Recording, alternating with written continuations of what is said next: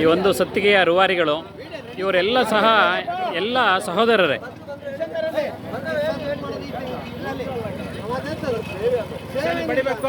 ಏನು ಬಹುತೇಕ ಈ ಸತ್ತಿಗೆ ಕಾರ್ಯವನ್ನು ನೆರವೇರಿಸಿದರೆ ಅವರೆಲ್ಲ ಸಹೋದರರೇ ಇವರು. ಬಹುಶಃ ಈ ಸಹ ನೂರಾರು ವರ್ಷಗಳ ಸಂಪ್ರದಾಯವನ್ನು ಇಂದಿಗೂ ಸಹ ಇವರು ಚಾಚು ತಪ್ಪದೆ ಪಾಲಿಸ್ಕೊಂಡು ಬಂದಿದ್ದಾರೆ.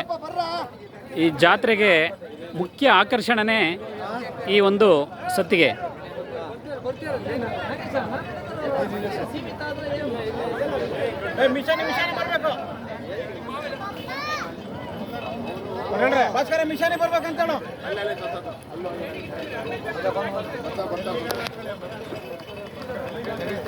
ಈ ಸತ್ತಿಗೆಯ ಉದ್ದವನ್ನು ನೋಡಿ ಎಷ್ಟು ಉದ್ದ ಇದೆ ಅಂತ.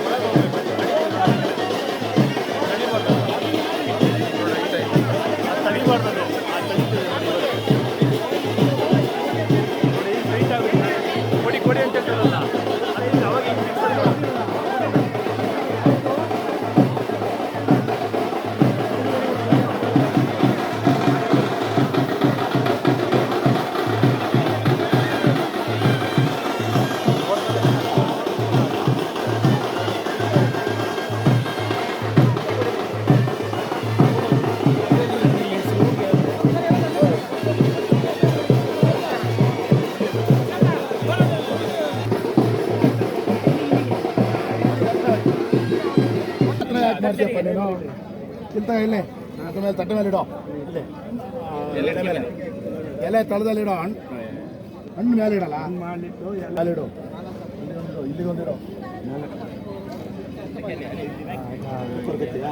ತೆಂಗಿನಕಾಯಿ ತಗ ತೆಂಗಿನಕಾಯಿ ನೀಳ್ಸೋ ನೀರು ಹಾಕೊಂಡು ನೀಳ್ಸೋ ಕೈ ಮುಖ ಅಲ್ಲಿ ದೇವ್ರ ಕಡೆ ಕೈ ಮುಖ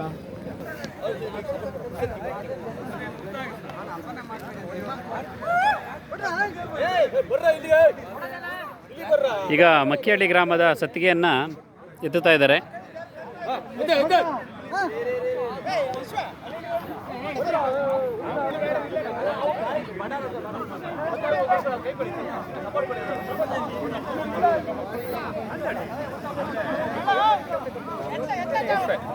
ನಮಸ್ಕಾರ.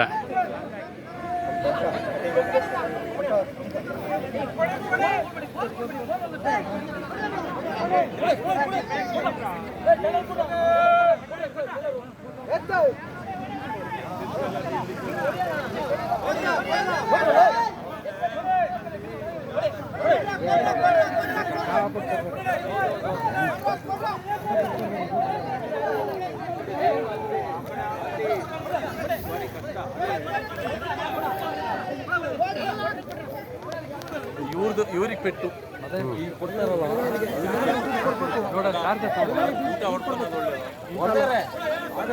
ಆಗಲ್ಲ ಅದು ಅವರೇ ಬಲ ಆಗಿತ್ತು ಎಷ್ಟು ಶಕ್ತಿ ಉಂಟು ಆ ಕಡೆ ಎಲ್ಲ ತಮ್ಮಂಗ್ ಮಾಡಿ ಇದೇ ಆಗ್ಬಿಡುತ್ತೆ ತಕ್ಷಣ ಒಂದ್ಸಲ ಬಂದು ನೀರು ಬೇಕು ಸುನೀಣ ಟೊಪ್ಪಿ ಹಾಕೊಂಡು ಮತ್ತಿಕಟ್ಟೆ ಅಲ್ಲೋಡೆಲ್ಲ ನಾಟಕ ಆಡ್ತಾರಲ್ಲ ಪಾಪ ಅವ್ರೆ ಕೊಡೋ ಮರ ಕೈಯ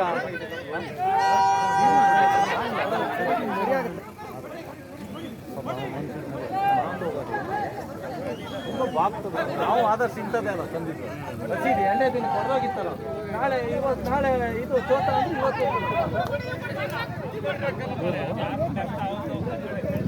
ಎಲ್ಲರೂ ನೋಡ್ಕೋಬೇಕು ಅದೇನೇ. ಓಯ್ ಅಮ್ಮ ಈ ಕಡೆ ಬನ್ನಿ, ಅಲ್ಲಿ ನಿಲ್ಬಾರ್ದು, ಮಕ್ಳು ಕರ್ಕೊಂಡು ಬನ್ನಿ. ಬರ್ರಿ ಬನ್ನಿ ಈ ಕಡೆ ಬನ್ನಿ, ಹಿಡಿತವೆ. ಓಯ್ ಈ ಕಡೆ ಬನ್ನಿ.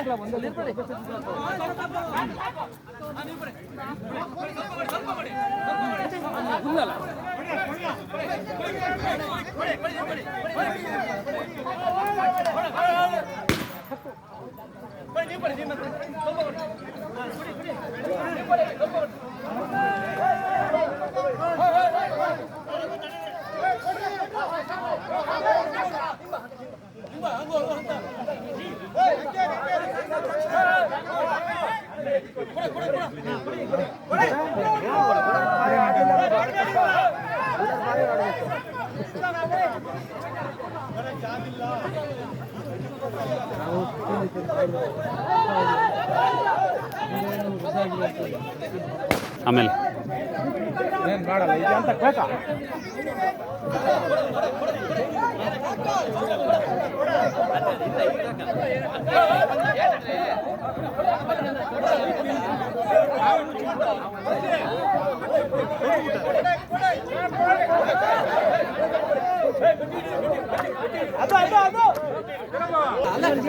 ಏನು ಈ ಮಕ್ಕಿಹಳ್ಳಿ ಸತ್ತಿಗೆಯನ್ನು ಇವತ್ತು ದೀಪಾವಳಿ ಜಾತ್ರೆ ಉತ್ಸವದ ಅಂಗವಾಗಿ ಇಲ್ಲಿ ತಂದು ಸತ್ತಿಗೆಯನ್ನು ಈ ರೀತಿ ಏರಿಸಿದ್ದಾರೆ. ಇದೆಲ್ಲ ಮಕ್ಕಿಹಳ್ಳಿ ಗ್ರಾಮದ ಭಕ್ತಾದಿ ಗ್ರಾಮಸ್ಥರು. ಇವರೆಲ್ಲ ಹಲವಾರು ದಿನಗಳ ಪರಿಶ್ರಮದಿಂದ ಇವತ್ತು ಈ ಒಂದು ಏನು ನೂರಾರು ವರ್ಷಗಳ ಒಂದು ಇತಿಹಾಸ ಪರಂಪರೆ ಇದೆ ಅದನ್ನು ಮುಂದುವರಿಸ್ಕೊಂಡು ಈಗಿನ ಯುವಜನತೆ ತುಂಬ ಉತ್ಸಾಹದಿಂದ ಈ ಕಾರ್ಯದಲ್ಲಿ ನಿರತರಾಗಿದ್ದಾರೆ.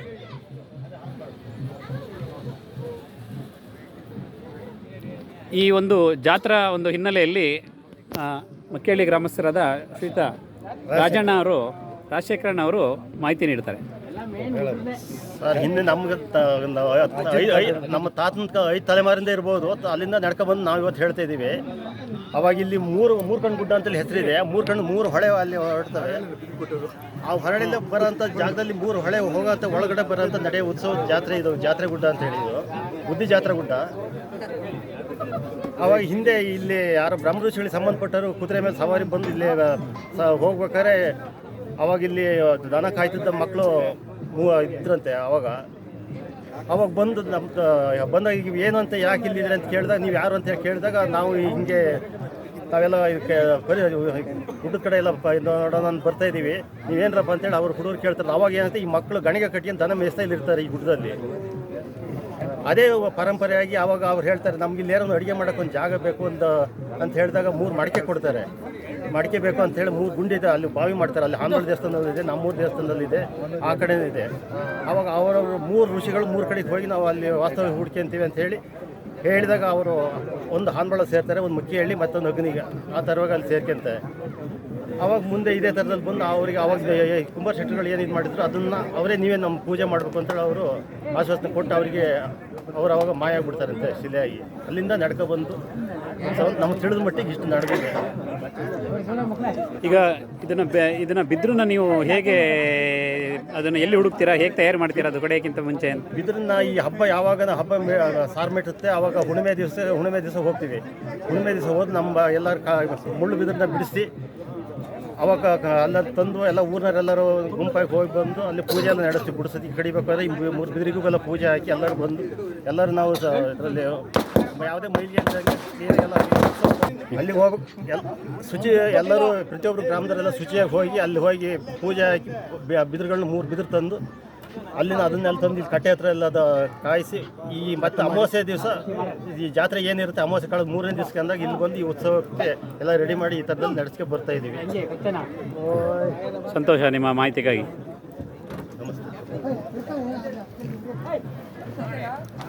ಈ ಜಾತ್ರೆಯ ವಿಶೇಷ ಏನು ಅಂದರೆ ಇಲ್ಲಿ ಬರುವಂಥ ದೇವರುಗಳನ್ನು ಏನು ಗ್ರಾಮ ದೇವತೆಗಳನ್ನ ತರ್ತಾರೆ, ಅಲ್ಲಿಯ ಗ್ರಾಮಸ್ಥರೇ ಅದನ್ನು ಪೂಜೆ ಮಾಡುವಂಥದ್ದು ಪದ್ಧತಿ.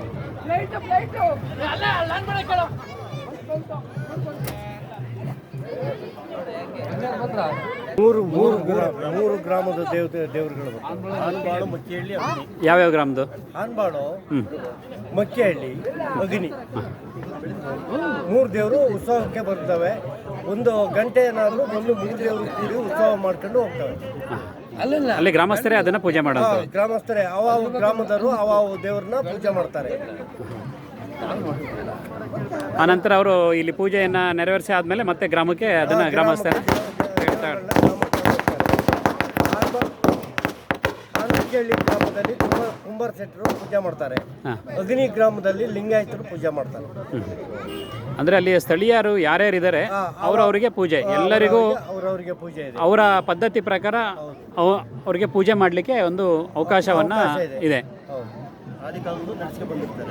ಆ ಋಷಿ ಮೂಲದವರು ಏನು ಹೇಳಿರ್ತಾರೆ, 3 ಮಡಿಕೆ ಕೊಡ್ತಾರೆ ಅವರಿಗೆ. 3 ಮಡಿಕೆ ಕೊಟ್ಟು ಅಡುಗೆ ಕೊಟ್ಟಾಗ ಕುಂಬಾರ ಶೆಟ್ಟರು ಕೊಟ್ಟಿರ್ತಾರೆ. ಕುಂಬಾರ ಶೆಟ್ಟರು ನೀವೇ ಪೂಜೆ ಮಾಡಬೇಕು ಅಂತೇಳಿ ಆ ಋಷಿ ಮುನಿಗಳು ಹೇಳಿರ್ತಾರೆ. ಆ ಉದ್ದೇಶಕ್ಕಾಗಿ ಹಾನಬಾಳು ಮತ್ತು ಅಗ್ನಿ ಗ್ರಾಮ, ಮಕ್ಕಿಹಳ್ಳಿ ಗ್ರಾಮದವರು ಕುಂಬಾರ ಶೆಟ್ಟರೇ ಪೂಜೆ ಮಾಡಿರ್ತಕ್ಕಂಥ ನಿಯಮ ಇದೆ. ಆ ಋಷಿ ಮುನಿಗಳಿಗೆ ಅವತ್ತು ಅಡುಗೆ ಮಾಡಲಿಕ್ಕೆ ಪಾತ್ರೆ ತಂದಿರಲಿಲ್ಲ. ಅವತ್ತು ಮಡಿಕೆಯನ್ನು ಅವರು ಇಲ್ಲಿದ್ದಂಥ ಸ್ಥಳೀಯ ಕುಂಬಾರ ಶೆಟ್ಟರುಗಳು ಕೊಟ್ಟಿರ್ತಾರೆ. ಹಾಗಾಗಿ ಅದ ಒಂದು ನೆನಪಿಗೋಸ್ಕರ ಪದ್ಧತಿಯನ್ನು ಮುಂದುವರಿಸ್ಕೊಂಡು ಬರ್ತಾ ಇದ್ದೀವಿ. ಹೇಳಿ. ಮಕ್ಕಿಹಳ್ಳಿ ದೇವರು ದೇವಸ್ಥಾನದಿಂದ ಬಂದು ಇಲ್ಲಿ ಕೆಳಗಡೆ ಒಂದು ಕಟ್ಟೆ ಇದೆ. ಆ ಕಟ್ಟೆಗೆ ಬಂದು ಕೂತ್ಕೊಳ್ಳುತ್ತೆ. ಅದು ಮಕ್ಕಿಹಳ್ಳಿ ದೇವರಿಗೆ ತಮ್ಮ ಆಗಿರ್ತಕ್ಕಂಥ ದೇವರು ಅಗ್ನಿ ದೇವರು, ಗುಂಡು ಬ್ರಹ್ಮ ಅಂತೇಳಿ ಅಗ್ನಿ ದೇವರು ಬಂದು ಅಣ್ಣನ ಜೊತೆ ಕೂತ್ಕೊಂಡಾಗ ಅಣ್ಣನ ತಮ್ಮನು ಜಾತ್ರೆ ಗುಡ್ಡಕ್ಕೆ ಬರ್ತಾರೆ. ಈ ಕಟ್ಟೆಗೆ ಮೇಲಗಡೆ ಕಟ್ಟೆಗೆ ಬರ್ತಾರೆ. ಈ ಕಟ್ಟೆಗೆ ಬರ್ತಾರೆ. ಅದಕ್ಕಿಂತ ಮುಂಚೆ ಹಾನಬಾಳು ದೇವರು ಬಂದು ದೊಡ್ಡ ಅಣ್ಣ ಬಂದು ಮೇಲ್ಗಡೆ ಒಂದು ಕಟ್ಟೆಗೆ ಹಾನಬಾಳು ಕಟ್ಟೆಯಲ್ಲಿ ಕೂತಿರುತ್ತೆ. ಆವಾಗ 2 ದೇವರು ಅಣ್ಣ ತಮ್ಮ ಇಬ್ಬರು ಬಂದು ಇಲ್ಲಿ ಕೆಳಗಡೆ ಕಟ್ಟೆಯಲ್ಲಿ ಕೂತಾಗ ದೊಡ್ಡ ಅಣ್ಣ ಬಂದು ಇವರು 2 ಜನ ತಮ್ಮದನ್ನು ಕರ್ಕೊಂಡು ಮೇಲ್ಗಡೆ ಕಟ್ಟೆಗೆ ಹೋಗ್ತಾರೆ. ಮೇಲ್ಗಡೆ ಕಟ್ಟೆಗೆ ಹೋಗಿ ಅಲ್ಲಿ ಹಣ್ಕಾಯಿ ಉತ್ಸವ ಪೂಜಾ ವಿಧಿವಿಧಾನ ಸಂಜೆ 5:30-6 ಗಂಟೆವರೆಗೂ ವಿಧಿವಿಧಾನದ ಪ್ರಕಾರವಾಗಿ ಪೂಜೆ ನಡೀತದೆ. ಪೂಜೆ ಎಲ್ಲ ನಡೆದಾದ್ಮೇಲೆ ನಂತರ ಈ ಬಿದಿರುಗಳನ್ನ ಹಾನಬಾಳು ಮತ್ತು ಮಕ್ಕಿಹಳ್ಳಿ ಬಿದಿರುಗಳನ್ನ 2 ಬಿದಿರುಗಳನ್ನ ಜೋಡಿ ಮಾಡಿ ಯಾರ್ದು ಉದ್ದ ಆಗುತ್ತೆ ಅಂತೇಳಿ ಅವರಿಗೆ ಕೆಲವು ಭಕ್ತಾದಿಗಳು ಪ್ರೈಸ್ ಎಲ್ಲ ಕೊಡ್ತಾರೆ. ಪ್ರೈಸ್ ಎಲ್ಲ ಕೊಟ್ಟಾದ್ಮೇಲೆ ಲಾಸ್ಟಿಗೆ 5-5:30-6 ಗಂಟೆಗೆ ಈ ಬಿದಿರನ್ನು ಇಳಿಸ್ತಾರೆ ಕೆಳಗಡೆಗೆ. ನಮ್ಮ ದೇವರುಗಳು ನಮ್ಮ ಗ್ರಾಮಕ್ಕೆ ತಗೊಂಡು ಹೋಗ್ತಾರೆ. ಆಮೇಲೆ ಈ ದೇವ್ರಿಗೆ ಉತ್ಸವಕ್ಕೆ ಮಾಡಿರ್ತಕ್ಕಂಥ ಬಿದಿರುಗಳನ್ನ ಈ ಕೆಟ್ಟ ಉಪಯೋಗಕ್ಕೆ ಯಾವುದಕ್ಕೂ ಬಳಸಲ್ಲ, ಒಳ್ಳೆಯ ಉಪಯೋಗಕ್ಕೆ ಬೇಕಾದರೆ ಬಳಸ್ಕೊಳ್ತಾರೆ. ಅದನ್ನ ಬಿಟ್ಬಿಟ್ಟು ಬಾಕಿ ಅಂತೆ ಯಾವುದಕ್ಕೂ ಬಳಸಲ್ಲ. ಆ ರೀತಿ ಇದೆ ನಿಯಮ.